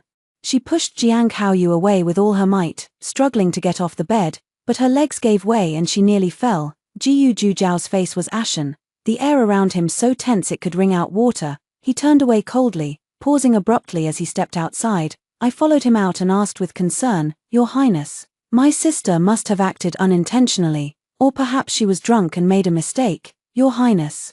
Jiyu Zhoujiao suddenly clutched his chest and violently spat out a mouthful of blood. This was a sign of rage affecting the heart. Now, he should be completely despaired and heartbroken towards Jiang Jinrong. By the time I escorted Jiyu Zhoujiao back to the Prince Chen's residence and returned to the Prime Minister's mansion, the night had already grown deep. Upon entering the main hall, under the dim yellow light, Jiang Jinrong and Jiang Haoyu were seen kneeling before the two family elders. It appeared that a round of questioning had already taken place. The effects of the drug on Jiang Haoyu had worn off, and he had regained much of his sobriety, now continuously pleading his innocence. Father, mother, your son was drugged. This is not your son's fault. The faces of the Prime Minister and his wife were livid, with the family physician standing nearby. This incident happened twice, and the Prime Minister's residents, having prior experience, had already arranged for someone to check the pulse. Jiang Haoyu was drugged, but Jiang Jinrong was not. Who seduced whom into wrongdoing is clear at a glance. As soon as I appeared, Jiang Jinrong immediately lunged at me. It's you, Jiang Jinhe. How vicious, how malicious. You actually made me. She spoke, then burst into tears of grievance, completely forgetting that if I didn't fight back, the grave accusation of sibling incest would fall on me today. I don't know what you're talking about, sister. Brother was drugged, and you're the only one who has that medicine, with a history of such acts. What's this about the thief crying stop thief? I flicked Jiang Jinrong's hand away. If I'm not mistaken, sister, seeing that you can't marry Prince Chen and fearing rejection by the Prime Minister's household, you're willing to sacrifice all dignity just to secure a place as the Prime Minister's daughter-in-law. Isn't that right, you? Jiang Jinrong was so furious at my words that steam seemed to rise from her head. Jiang Haoyu sprang up from the ground and shoved me forcefully. You vile woman, ever since you returned, our home has been in chaos. Clearly, you're the one framing us. Staggered by his push, I steadied myself and simply looked at the Prime Minister and the matriarch, saying, Father, mother, you see how protective brother is of sister Jinrong, since they're not related by blood anyway. Why not let them be together and make sister Jinrong my sister-in-law? The Prime Minister's expression grew even more grim and terrifying. Jiang Haoyu was the only male heir of the Prime Minister's household, and moreover, the legitimate son, for his marriage. The Prime Minister had long favored the daughter of the Marquis of Dingen, or at the very least, a legitimate daughter from a ducal family. Only such a well-matched union could strengthen alliances and solidify the Jiang family's position in the imperial court. The marriages of aristocratic families have always been games of interest and power. The Prime Minister, having weathered the ups and downs of the court for many years, had reached an age where he hoped to climb one more step up the ladder through his children's marriages. Now, all his plans were ruined by an adopted daughter, and he was utterly heartbroken. Jiang Jinrong, reminded by me, also realized that marrying Jiang Haoyu was her only viable path forward. She had originally hoped to usurp my position, or at the very least, become a favored concubine in the prince's household, but Prince Chen witnessed that scene today and must have already grown disgusted with her. After that commotion at her coming-of-age ceremony, her reputation was in tatters. No respectable young man from a noble family would be willing to marry her now. Father, mother, since things have come to this, I'm willing to marry Brother Haoyu, she cried while acting coquettishly. They had no idea that the Chancellor and his wife were already on the verge of furious breakdown. Jiang Haoyu was both shocked and delighted to hear Jiang Jinrong's words, and he quickly declared, Father, mother, why don't I just marry Jinrong, after all? She's an adopted daughter, raised under your eyes since childhood. You know her inside out. Wouldn't such a daughter-in-law put your minds at ease? Outrageous. You're utterly outrageous. The Prime Minister was furious. The mistress could bear it no longer. She suddenly rose from her seat and delivered a resounding slap across Jiang Jinrong's face. Jiang Jinrong was stunned by the blow. From childhood till now, I have never laid a hand on you. Not even when I learned you were not my own flesh and blood, I couldn't bring myself to blame you. Jiang Jinrong, you were born to a prostitute, yet you've enjoyed 18 years of luxury and pampering in my Prime Minister's residence. My husband and I painstakingly raised you to be a noble lady, planned your future, and treated you even more dearly than our own daughter. And how have you repaid us? At your coming-of-age ceremony, you schemed against the Crown Prince, gambling with the lives of the entire Jiang clan. Now you're plotting against your foster brother. Do you want to ruin my son's future and destroy the Jiang family's century of effort? You ungrateful viper. I should never have been soft-hearted back then. I should have thrown you out of the house. I watched this mother-daughter confrontation coldly, feeling nothing but scorn. When they recognized me, they couldn't bear to drive Jiang Jinrong away. At the coming-of-age ceremony, they couldn't bear to hold Jiang Jinrong accountable for her major mistake. Now that Jiang Jinrong has harmed their precious legitimate son and shaken the foundation of the Jiang family, the parents are finally panicking. So you see, the rod must strike where it truly hurts, otherwise, no one will ever truly understand your suffering. Upon hearing his mother's intention to expel Jiang Jinrong, Jiang Haoyu immediately defended her. If you're going to drive Jinrong away, then drive me out too. The Prime Minister, his chest heaving with anger, kicked Jiang Haoyu fiercely, then suddenly vomited a mouthful of blood and collapsed backward. Another one felled by rage. The Jiang residence was thrown into chaos. In the cold early morning breeze, Jiang Haoyu and Jiang Jinrong were made to kneel in punishment in the courtyard. A single dim light flickered in the room as I took the warm bowl of medicine and approached the Prime Minister's bedside. "Father, drink your medicine. The imperial physician said your condition is due to sudden emotional distress, just like Prince Chen's symptoms. This medicine will help you recover." The usually strong-willed Prime Minister now looked weary and aged. I carefully fed him the medicine and wiped the traces from the corners of his mouth. This scene did not escape the notice of the matriarch. Suddenly, the Prime Minister grasped my hand tightly, his eyes brimming with tears. "Here, your father was wrong. I shouldn't have favored an outsider and neglected my own flesh and blood. Such a good daughter." The mistress also stepped forward, wiping her tears, and said, "It's all our fault as parents. We were blinded by foolishness and actually favored such an ungrateful wretch." They held my hands, sincerely repenting, apologizing, and begging for my forgiveness. So they did know how they had treated me unfairly, neglected me, and been harsh to me before. They weren't truly remorseful. They just saw that Jiang Haoyu was about to be ruined and Jiang Jinrong was so despicable. All the family's hopes now rest solely on me, their daughter who is soon to be a royal consort. "Father, mother, your words shame me. I understand your hardships and difficulties, and I dare not harbor any resentment." I had learned to speak such considerate words, which only made the couple feel more ashamed. The matriarch shook her head in confusion. "Even Prince Chen has witnessed this matter. How can we possibly resolve it?" The Chancellor pressed his temples and said, "In any case, Jiang Jinrong absolutely cannot stay in the Chancellor's residence any longer. Perhaps you should listen to your daughter's advice." I seized the moment to speak. Brother developed feelings for Jiang Jinrong because they grew up together and were too close. All we need to do is separate the two of them. Tell me more in detail, here. My humble opinion is to have His Highness the Prince transfer my brother to the border for 2 years of tempering, allowing him to reflect on his mistakes while also making contributions. Keeping him solely in the golden nest of the imperial city would not benefit his future prospects. Reasonable. And what about Jiang Jinrong? The Prime Minister seemed unwilling to let her keep the Jiang surname and corrected himself. How should we deal with that adopted daughter? Sister Jinrong has been in the imperial city for many years and has gained some reputation. If the Prime Minister's residence directly expels her, it might invite criticism and censure. I smiled and said, "How about arranging a marriage for her and sending her far away to wed? This way, our Prime Minister's household would have done our utmost with benevolence and duty." The Prime Minister looked at me with admiration in his eyes. "Here is truly my own daughter. Adept at strategizing and maneuvering, she has the same brilliance I had in my youth." The matriarch said proudly, "The daughter I bore for you could never be anything less than exceptional." In an instant, they seemed to have grown exceedingly affectionate toward me. "But where can we arrange a marriage in such a short time?" I smiled and said, "That scholar Zhong Wenshuan, who reported Duan Yuan the other day, though his family is poor, is quite upright and honest."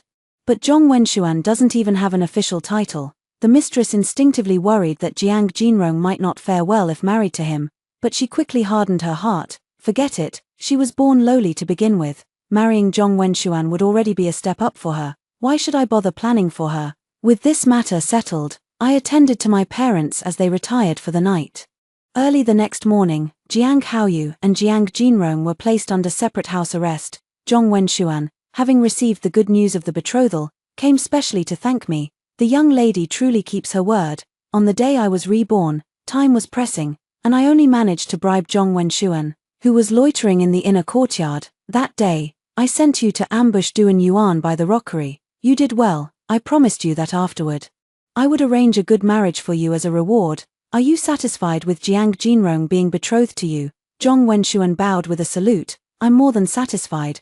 Though she's a fake heiress, she was still meticulously raised by the Prime Minister's household. Consider this humble scholar reaching above his station. Zhong Wenshuan had failed the imperial examinations for years. His entry into the Prime Minister's residence to study was entirely due to his sycophantic flattery. He was slightly smarter than Duan Yuan, but in terms of family background, talent, and character, he was merely a second Duan Yuan. In my previous life, Jiang Jinrong deliberately chose a social climber to tarnish my reputation. Now, I'm returning the favor in kind. After arranging everything at home, I brought some homemade snacks to the Prince Chen's residence. Jiyu Juzhao was truly heartbroken, lying on the bed with his eyes closed, resting, seeing me enter.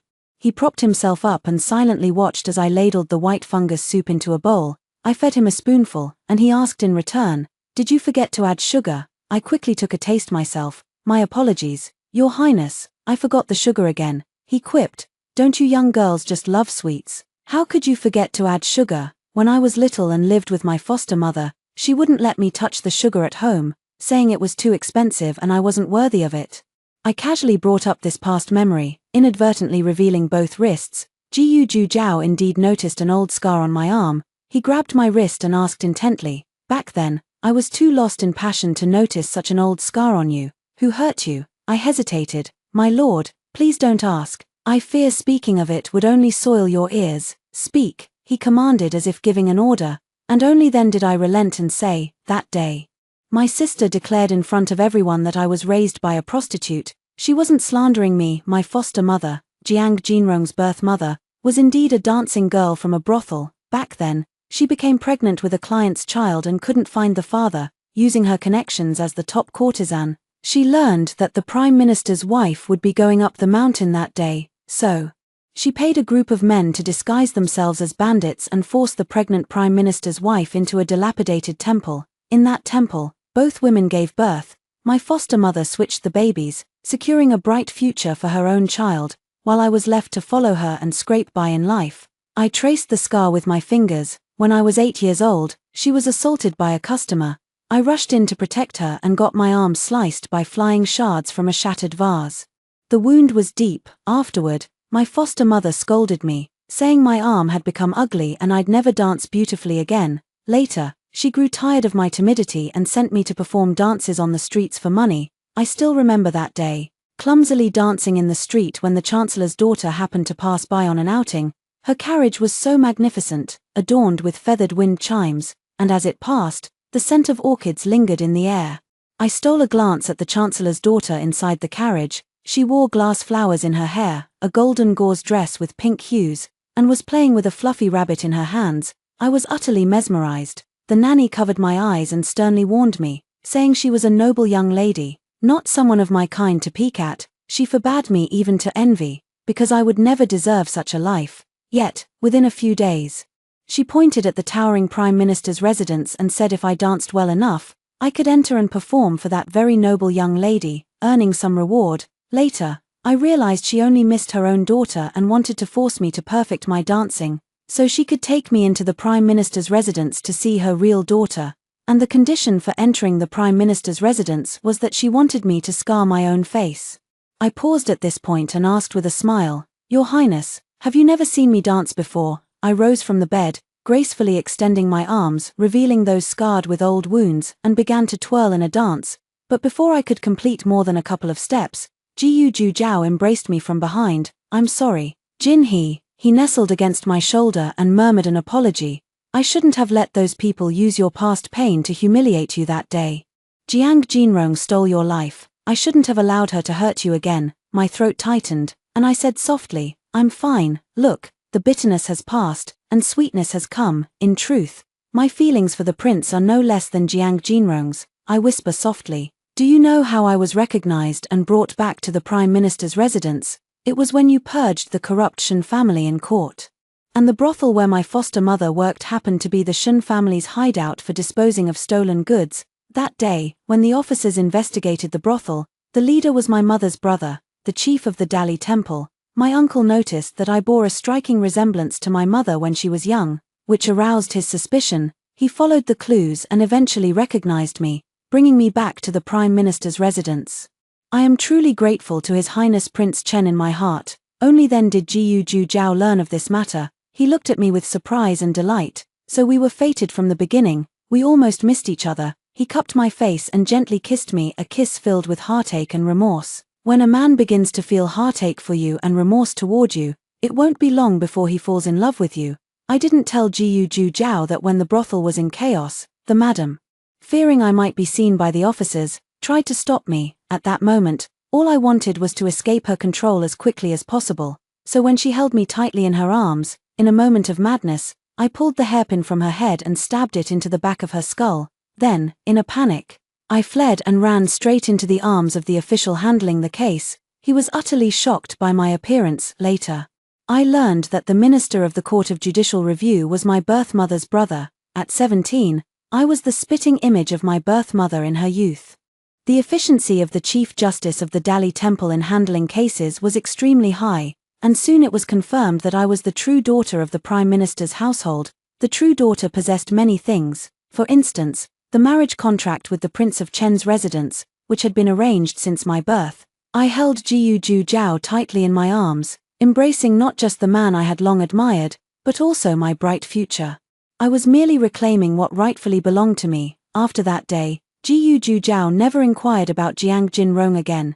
2 days before the wedding, Jiang Haoyu was abruptly transferred to the eastern border by the Chen Palace and ordered to depart immediately. Military orders are hard to defy. At the break of dawn, under the watchful eyes of his parents, Jiang Haoyu reluctantly joined the army. The day before the wedding, Jiang Jinrong learned that a marriage had been arranged for her. The maid deliberately left her words half-spoken, leading Jiang Jinrong to mistakenly believe she was to marry Jiang Haoyu. When I entered the attic, she was excitedly trying on the wedding dress and crown that had been delivered. These wedding dresses and jewelry are simply too perfunctory. Jiang Haoyu is the sole heir of the Prime Minister, and I am to be the mistress of the Jiang family. Even if time is pressing, how dare you treat me with such neglect? She scolded the maid who had brought the items, but as she turned around, she saw me. The maid had already been dismissed by me. Only the two of us remained in the room, standing in opposition under the glow of the setting sun. Jiang Jinrong immediately recognized me and set down the jewelry. Jiang Jinhe, how dare you show your face here? I smiled and retorted, why wouldn't I dare? It's not me who's guilty of wrongdoing. You're the one who drugged Jiang Haoyu, aren't you? Jiang Jinrong's eye twitched, her gaze turning venomous. I exposed her scheme from that day. You deliberately had him provoke me, then used the pretext of an apology to lure me over. Jiang Haoyu was drugged and lost his senses, and is incredibly strong. Once I entered that room, you would have locked the door from the outside. Then, when the time was right, you would have alerted father, mother, and Prince Chen, making me the sinner who committed incest with my own brother. Not only would father and mother despise me, but the marriage arrangement with Prince Chen's household would also be ruined. Sister, what a vicious mind you have. I mockingly looked her up and down. Do you know why I could see through your scheme so easily? Because I've witnessed such tricks countless times in the brothel since I was old enough to remember. You grew up in the Prime Minister's residence, yet you've mastered these despicable tactics without being taught. Truly the daughter of a prostitute, flowing with the same vile blood. How dare you humiliate me? Jiang Jinrong was enraged by my provocation and raised her hand to strike me. I intercepted her wrist and slapped her back instead. Jiang Jinrong, remember this, everything I've done to you is simply giving you a taste of your own medicine. Jiang Jinrong's face was knocked sideways by my slap. Humiliated, her eyes reddened as she gritted her teeth and said, so what if you're gloating now? From now on in this house, you'll have to call me sister-in-law and respect me as your elder. I looked at the person before me as if they were a fool, then suddenly covered my mouth and burst into laughter. What are you laughing at? Jiang Jinrong grew uneasy and flustered at the sound of my laughter. I patted her shoulder meaningfully without saying a word. The Grand Astrologer had chosen an impeccable auspicious date for Prince Chen's wedding. Jiang Jinrong's wedding was also scheduled to coincide with this propitious day. When she got married, neither the Prime Minister nor the mistress showed up, and only 2 maids perfunctorily applied her makeup. Until she boarded the bridal sedan, Jiang Jinrong finally couldn't help but look around and ask, where is Jiang Haoyu? Today is our wedding day. Why hasn't he shown up? Suddenly, a groom appeared in her line of sight. My dear, were you looking for me? Zhong Wenshuan, why is it you? Jiang Jinrong recognized this scholar who was lodging a complaint. My lady, you jest. If it's not me, then who could it be? Zhong Wenshuan cheerfully took Jiang Jinrong's hand and sniffed it. My lady, you smell so good. How dare you? Jiang Jinrong pulled her hand away and angrily slapped Zhong Wenshuan. Today is my wedding day. Aren't you afraid Jiang Haoyu will banish you from the Prime Minister's residence? You mean the eldest young master? He enlisted in the army long ago. Departed the day before yesterday, and is already at the border by now. Jiang Jinrong was incredulous. You're lying. If he's not here, who am I marrying? Zhong Wenshuan froze for a moment, rubbing his hands together. Does my lady not know yet? The man you're marrying today is me. The Prime Minister has long since betrothed you to me. Tonight shall be our wedding night. Jiang Jinrong's eyes widened in disbelief. Impossible. My parents would never abandon me like this. And Jiang Haoyu wouldn't dare betray me like this. My dear wife, your reputation is already ruined. No one in the Prime Minister's estate is willing to protect you anymore. Your only destiny now is to become Zhong Wenshuan's wife. No, no, I demand to see the Prime Minister. I demand to see the mistress. Jiang Jinrong wanted to flee to the front hall but was blocked by the wedding procession. The leading matron said, "The front hall is for the wedding of Prince Chen and Princess Chen. You, an outsider, don't even think of ruining the Prime Minister's grand occasion. An outsider. I am the legitimate daughter of the Prime Minister's household." The matron sneered. "The Prime Minister's household has only one true daughter, and that is Jiang Jinhe. You're just a counterfeit that was swapped in. The Prime Minister can no longer tolerate you. You're no different from an outsider. If you know what's good for you, leave the Prime Minister's residence in the bridal sedan. Otherwise, don't blame us for driving you out and humiliating you." Jiang Jinrong belatedly realized that she had been completely abandoned by the Prime Minister and his wife. She guessed that her actions against Jiang Haoyu this time had brought disaster. But in the past, even when she made serious mistakes, her parents would at most ignore her for a day before coming to comfort her. Why was this time different? Why was it different? The old matron cut straight to the point. "Having occupied the position of a noble lady for so long, have you forgotten you're just a wild dove usurping another's nest? Drag her onto the bridal sedan chair immediately. Don't miss the auspicious hour." The servants half-dragged, half-carried Jiang Jinrong onto the sedan chair. As she struggled and resisted, her phoenix crown became disheveled. Hearing the lively music from the front hall, she screamed hysterically, "This can't be happening. I'm the cherished daughter of the Prime Minister's household. I'm the beloved of Prince Chen. At the very least, I should marry the Prime Minister's legitimate son. How dare you treat me like this? Father, mother, your daughter is so wronged. How could you be so cruel? How could you be so cruel?" the matron said impatiently. "Gag her mouth." Zhong Wenshuan personally took a square cloth, pinched Jiang Jinrong's chin, and gagged her mouth. He said with a smile, "Don't delude yourself with thoughts of being the Prime Minister's daughter or the Princess of Chen anymore. Those belong to someone else now." He patted Jiang Jinrong's cheek. "You're the perfect match for me." In the end, Jiang Jinrong was trussed up and stuffed into a cramped bridal sedan chair. The small wedding procession of just over a dozen people half-heartedly played their instruments as they passed the Prime Minister's residence. Jiang Jinrong desperately craned her neck to look out. The grand entrance of the Prime Minister's mansion was adorned with lanterns and decorations, bustling with guests and filled with laughter. Amidst the crowd's cheers, Prince Chen carefully lifted the Prime Minister's daughter, adorned in gold and jade, refusing to let his bride take a single step as he carried her directly onto the 6-horse-drawn, canopied wedding carriage. The 10-mile bridal procession filled the city with fragrance and joy. Jiang Jinrong wept with envy. This was the wedding she had always dreamed of. Yet now, she could only sit in a cramped, shabby bridal sedan, marrying a poor scholar with no future prospects. She refused to accept this fate. She lunged and tumbled out of the sedan, hoping to catch Prince Chen's attention. But instead hit the ground head first, leaving her forehead blooded and battered. The Prince of Chen never once glanced in her direction. "In the first year of my marriage into the Prince of Chen's household, I successfully gave birth to a young heir. During the full moon celebration of the heir, Jiang Jinrong's 3 former close friends each brought generous gifts to offer their congratulations. The county princess who once mocked me now praised me for maintaining my youthful appearance. The young lord who humiliated me begged me to put in a good word for him before Prince Chen.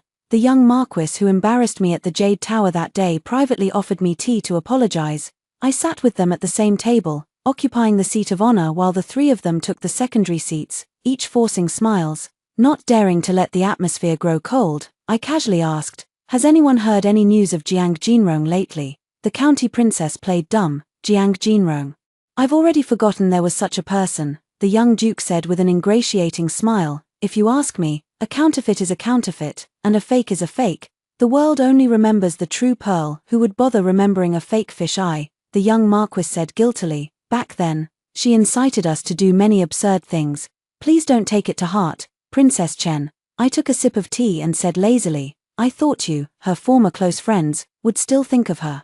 "Who said we were close friends with her? Your Highness must be joking with us." Ha ha ha. Sitting in the host's seat, I watched these 3 people who had once bullied me force uneasy smiles for over an hour, far more entertaining than any play. The following year, Jiyu Jiuzhao was named Crown Prince, and I became the mistress of the Eastern Palace. This aligns perfectly with the trajectory of my past life. after becoming the crown princess, my parents treated me with even greater affection. The Prime Minister would deliberately approach the Crown Prince during morning court sessions to inquire about me with a word or two. The mistress often brewed nourishing soups and tonics for me, urging me to recuperate well after childbirth, wishing for many children and abundant blessings. Jiang Haoyu returned from the border with military honors. After 2 years of harsh training on the brutal frontier, my dear brother had indeed matured and become more composed. Also earning a significant military achievement in the army, being awarded the rank of third-class cavalry general. After achieving fame and success, Jiang Haoyu came to the Eastern Palace to see me, apologizing for the harm he had caused me 2 years ago. I generously replied, "We are blood relatives. I won't dwell on these past events, and you should also look ahead, striving to achieve even greater military honors soon." Jiang Haoyu felt deeply ashamed and took the initiative to tell me. On my triumphant return journey, I passed by Songyang County and saw Jiang Jinrong. Oh, she begged me to take her back to the capital, but I refused. She looked disheveled and seemed to be living a difficult life. If you feel sorry for her, brother, why didn't you bring her back? You jest, my lady. Although she is reluctant to part with the Jiang surname, she is no longer a member of the Jiang family. Moreover, she is already married to another man. Besides, back then, when I committed such an absurd act, it was she who drugged me. I have long since come to my senses. Then why are you telling me this? Brother, princess, sister, could you find me a suitable match from a family of equal status to marry? Once a person has tasted the flavor of power, they will no longer be entangled by mere love and affection. Jiang Haoyu's future looked bright, and naturally, he began to consider using marriage as a means to climb even higher. Unfortunately, his earlier reckless behavior had left him with a poor reputation among the noble ladies of the imperial capital. After more than a year of careful planning, the Prime Minister's family finally found a suitable match for Jiang Haoyu, the legitimate daughter of a third-rank civil official. When it came to the wedding, the Prime Minister's family showed utmost sincerity, humbling themselves to secure a virtuous wife for Jiang Haoyu. In the winter of the 3rd year, a woman was making a scene outside the Eastern Palace Gate, demanding to see the Crown Prince. At that time, Jiyu Zhoujiao was having the Dali Temple thoroughly investigate long-standing wrongful cases. Thinking it might be a victim seeking justice at the Crown Prince's outer residence, he took me out to meet her. The woman was hunched over, her exposed skin covered in red patches, with a scar on her forehead. Jiyu Zhoujiao didn't even recognize her at first glance until the woman's eyes gleamed as she called out, "Your Highness, it's me, I'm Jinrong." Jiyu Zhoujiao looked as if he had swallowed a fly. Certain that this wasn't a victim coming for help, he took my hand and said gently, "Yue was just fussing and asking for his father to hold him. I'll go comfort the child first." "Go ahead, I'll handle this matter." After 3 years of marriage, Jiyu Zhoujiao had come to understand my temperament well. Without asking further, he simply adjusted the fox fur cloak around my shoulders. "Don't catch a cold, and don't waste too much thought on such people." I squeezed his hand in return. "I understand." Jiyu Zhoujiao lingered affectionately with me for a while before completely ignoring Jiang Jinrong and headed straight back into the residence. "Your Highness, it's me, Jinrong." "I'm Jinrong, stop shouting, Jiang Jinrong, I'd recognize you even if you turned to ashes." Jiang Jinrong glared at me, the hatred and resentment in his eyes more oppressive than the heavy snow of winter, but she softened her stance. "Sister, I beg you to spare me a little something, I truly can't go on like this." Then, she began complaining to me about how Zhong Wenshuan indulged in drinking, gambling, and womanizing, and how he drained her dry. I have no other choice. I stopped my brother's entourage, but he ignored me. I pleaded at the Chancellor's residence, but they shut the door on me. "The only place left for me to turn is the Eastern Palace. I can only beg you, sister, I was wrong in the past. Please save me, just give me anything at all, so I can survive in the Imperial City." I walked up to her and casually pulled out a golden hairpin from my bun. "Is this hairpin enough?" Jiang Jinrong nodded obsequiously while reaching for the hairpin, but the moment she touched it, she suddenly flipped it around, aiming the sharpest end straight at my heart. Yet before the hairpin could harm me in the slightest, Jiang Jinrong was kicked to the ground by the Eastern Palace guards. Her body had been worn down by years of torment, making it extremely difficult for her to get up after being kicked down. I stood up, looking down at her. "Sister, life hasn't been kind to you these years, has it?" Jiang Jinrong clutched the golden hairpin, raised her head, and cursed at me. "This is all wrong. In the dream, it wasn't like this. In the dream, I was the one who became the crown princess, And you, Jiang Jinhe, were the one abandoned. It's you stole my fate. All this glory and wealth were supposed to be mine, the title of the Prime Minister's daughter was mine, the Prince of Chen was mine, and the Crown Prince was mine too. Seeing her behavior like this, I guessed she had already regained memories of her past life. When did you remember? Jiang Jinrong touched the scar on her forehead and met my gaze. 3 years ago, on the day of my wedding, I fell and broke my forehead, and then I remembered everything. Good, I said with a smile. I was afraid you wouldn't remember. For these 3 years, you must have been thinking, everything she has should have been mine. How dare she take what was rightfully mine? You must be in great pain. Lying awake night after night with resentment, and just thinking about it during the day makes you so angry you could vomit blood. Though alive, you suffer the torments of the damned, isn't that so? Jiang Jinrong stared at me in horror, as I had almost perfectly described her inner turmoil. As for why I knew so clearly, because I too have personally experienced it, being the true heiress yet living 18 years of a lowly life. I want Jiang Jinrong to fully understand what she once possessed, and then take everything back from her. Only then will it be the ultimate torment of the heart. Sister, do you have the courage, like the me of the past life, to kill your husband and flee? Seeing the panic on Jiang Jinrong's face, I knew she didn't dare. That means Zhong Wenshuan is still alive. That's fine. I'll have someone send my sister back to Zhong Wenshuan. After all, it was my royal decree that brought about this marriage of yours. Jiang Jinrong suddenly looked up. It was you. You're the one who pushed me into this living hell. Trembling at the thought, she shrank back and pleaded, no, don't send me back to Zhong Wenshuan. I'd rather die than live like this. I'd rather die. She suddenly grabbed the golden hairpin in her hand, on which was carved a vividly lifelike peony symbolizing wealth and nobility. She stared at the peony and laughed. She had dreamed of wearing such a golden hairpin, the very style reserved for the crown princess. Her expression changed abruptly. And suddenly, she clutched the hairpin and plunged it toward her own heart. The guards were utterly bewildered. I could see clearly that Jiang Jinrong, recalling her past life's marital bond with Jiyu Zhou, actually believed that in this life Jiyu Zhou must still harbor lingering affection for her and would never abandon her to life or death. The stab she inflicted on her chest wasn't deep, just enough to draw a little blood, before she collapsed pitifully into the snow, murmuring, Your Highness. Your Highness, Jinrong is in so much pain. Your Highness. I withdrew the guards and instructed everyone to leave her be. He was indeed breathing rapidly, his entire body burning hot, exactly the same symptoms I had when I was drugged in my past life. Ming, Yue grabbed his father's ear with his tiny hand, giggling uncontrollably. When they saw me arrive, the father and son stopped their playful antics with a smile. I told him. Jiang Jinrong stabbed himself and collapsed in the snow. Calling your name, waiting for you to save him, Jiyu Zhou said. Why are you telling me all this? Come and see. Today I personally taught Yue how to write. What character is that? Led by the father and son to the desk, I saw a crooked, childlike character written on the rice paper at the center. It's the name of Yue's mother. Mommy, Mommy. Yue clapped his hands, asking me to hold him. I quickly picked him up and kissed him repeatedly. Yue is so amazing. Jiyu Zhou competed for attention beside us. What about me? Is Yue's daddy amazing too? Amazing, amazing. I perfunctorily rewarded Jiyu Zhou as well, but he took it a step further by holding on to me and refusing to let go.